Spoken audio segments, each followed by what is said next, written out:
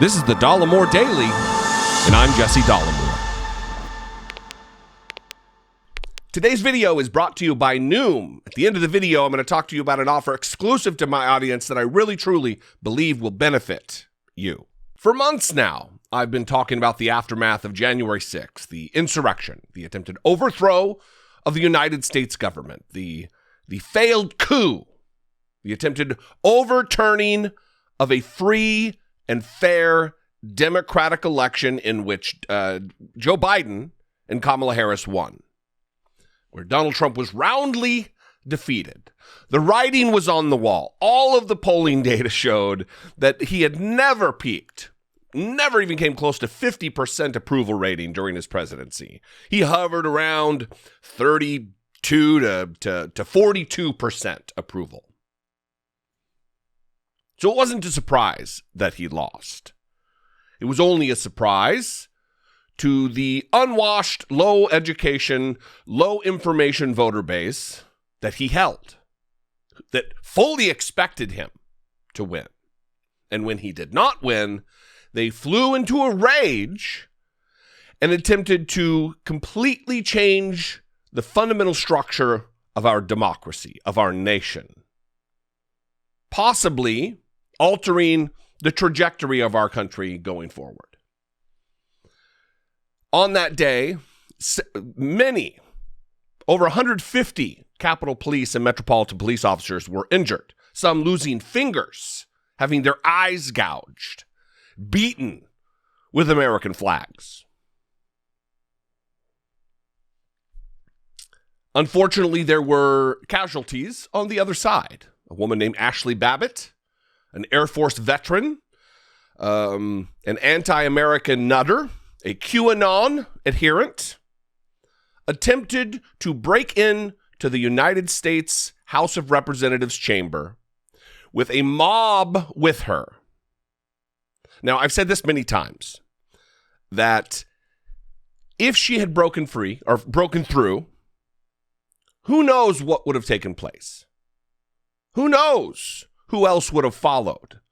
Who knows what further carnage would have been accomplished at the hands of the insurrectionist mob? Congress members likely would have died.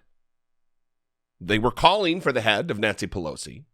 They were physically chanting "Hang Mike Pence" while a hangman's gallows sat on the lawn of the Capitol. Anyway, going off the rails here. Yesterday night, Lester Holt from NBC News interviewed the officer for the very first time. His name is finally public. Lieutenant Michael Byrd of the United States Capitol Police. He is the man who pulled the trigger and unfortunately took the life of a human being. Don't see that there was really any other choice. He actually, this is the ultimate trolley problem. Do you kill the lady who's coming to kill the people that you're protecting in order that you serve countless others, that you save countless others? Seems pretty reasonable to me. Anyway, he has had death threats and racist trash thrown at him, vitriol, hatred, and he made his first statements. I'm going to play a couple of clips, and then we're going to talk about the expected reaction from folks on the other side, like Tucker Carlson. Watch this clip. Former President Trump has talked about you and this incident. He says she was murdered. What does it feel like to hear that from a former president? Well, it's disheartening. If he was in the room or anywhere and I'm responsible for him, I was prepared to do the same thing for him and his family. Would you have his back today if you were so assigned? I sure would, because it's my job. As I said, your name has been on the internet for some time in an unofficial way. A lot of rumors, a lot of accusations, one of which is that you had some sort of political motive. You were a political operative.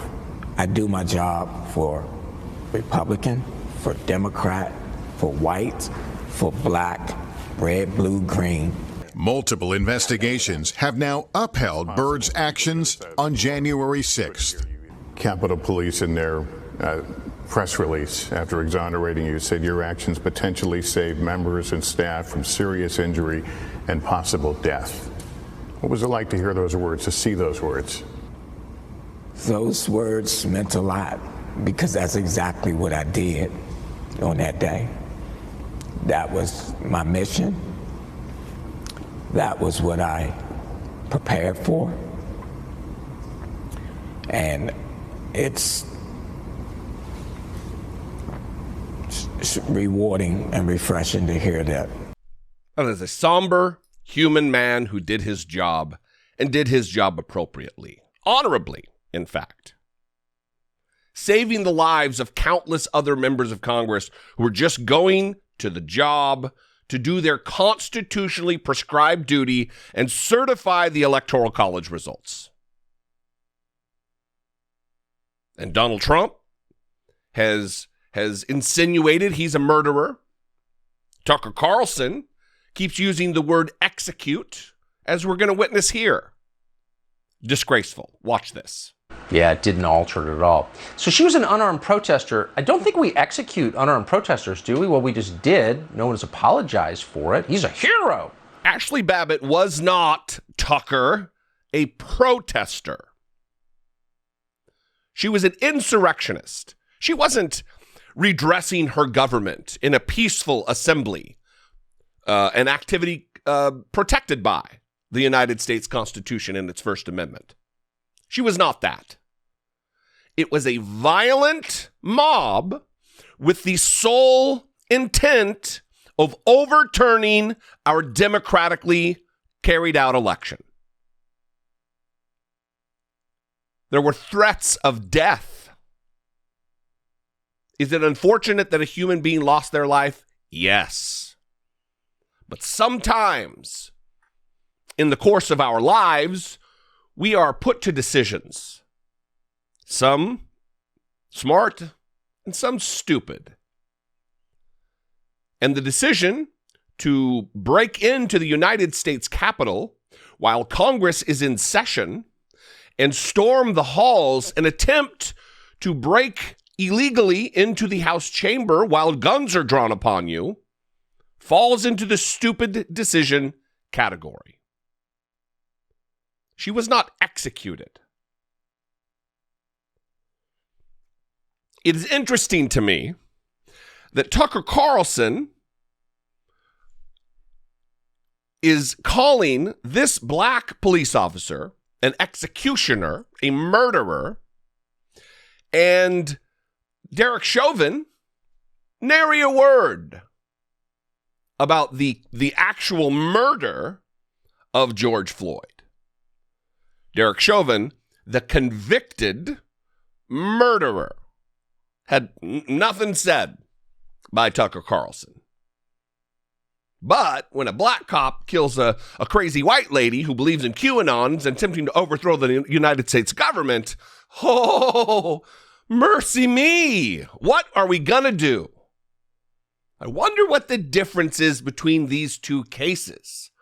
If only I was a smarter man and could figure out the motivations of Tucker Carlson. Ha! I'm at a loss.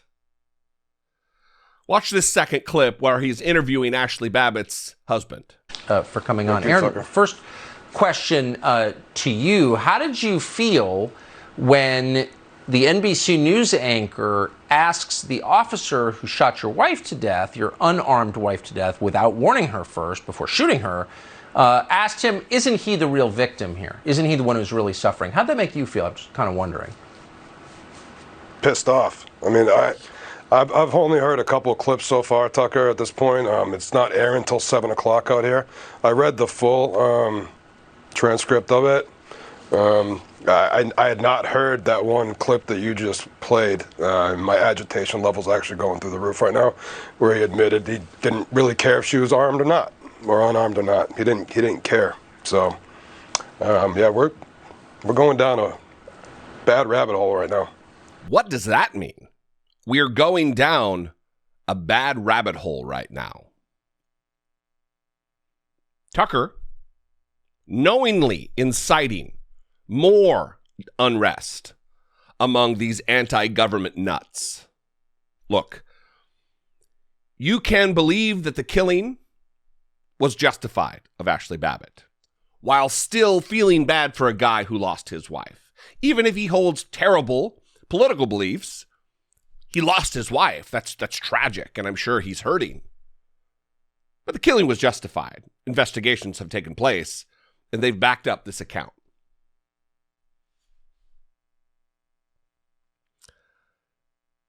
We are in a terrible time in the United States right now, where a grand portion of Republicans, I think 3 in 10 believe that it's very likely or for sure happened that Donald Trump actually won the election.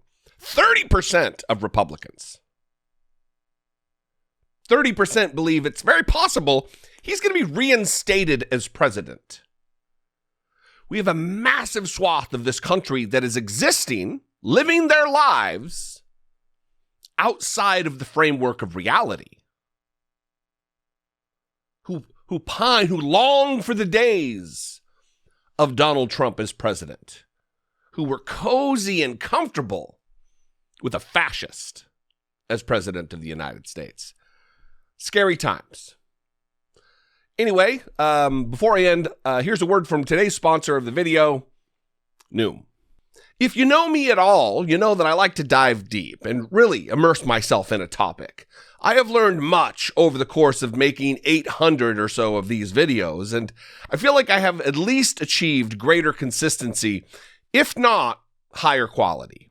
As with most things, if you repeatedly tackle a challenging task, it inevitably gets easier. Before long, it's just habit to, for example, get worked up about the news in front of a camera, or play piano, or make great hot sauce. But the opposite is also true. If you continually circumvent a particular challenge, you build a habit of avoidance. To avoid speaking your mind, perhaps, or to disregard healthier eating, or to steer clear of physical activity. Noom is a tool to support you in facing these challenges. I've been using Noom all summer, and its excellent health insights and awesome coaching from real professionals have helped me attain actual personal change. Want to change for the better? Try Noom with me. Take your free 30-second Noom quiz today using my link, bit.ly/Noom_Dollemore, and benefit from the wisdom Noom can offer you. Noom is way more than just a weight loss or exercise program.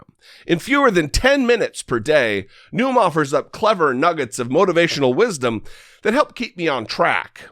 And while Noom is not specifically designed to quiet my boisterous opinions, it is designed to help me recognize my avoidance behaviors and to aid in steering them in a positive direction using the science of cognitive behavioral therapy.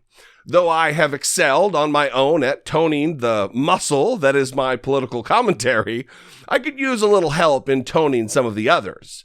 Noom's detailed exercise and food tracker functions give me a clearer understanding of how my effort is stacking up and where my calories are being spent.